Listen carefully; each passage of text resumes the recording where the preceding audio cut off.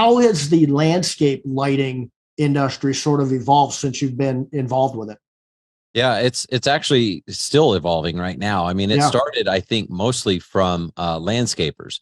So like most of the major manufacturers didn't really know how to like distribute their product. So they're like, well, these landscapers are in people's front and backyards and they just planted a tree. Why not light it? So most of the distribution started going through irrigation supply houses.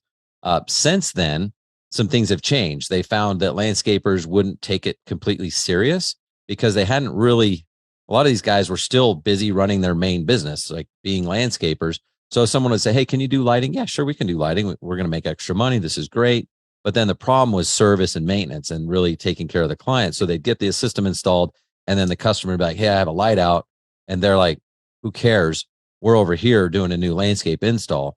And so it started out just kind of mucky like that. And that's when you started to see landscape lighting companies form, was because there was a hole to fill there. I was like, wait a minute, like no one's really taking this as a serious profession.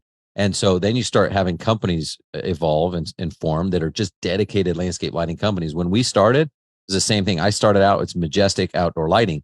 We didn't do pools. We didn't do landscaping. We didn't do all these other things.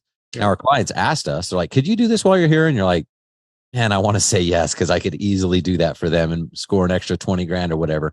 But I had to stay disciplined so that I didn't fall in the same trap as everybody else and try to be the end all be all. I was just trying to be the best lighting professional in my market. So you've got those companies, and then you have people that even take it to the next level where you're really promoting yourself, not just like as a contractor, but as a lighting designer.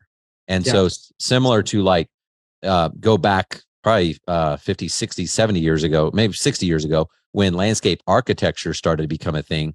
It wasn't a thing. It was just like, wait, you could have an architect be in the landscape like that. That didn't make sense to a lot of people. But eventually now, I mean, there's landscape architects that get paid millions of dollars and they don't get their hands dirty at all. They're just the designers. So it's still kind of in that process to where most people are just known as like lighting contractors. But there's a few out there that have really elevated themselves to be just lighting designers. And sometimes they don't even do the install at all.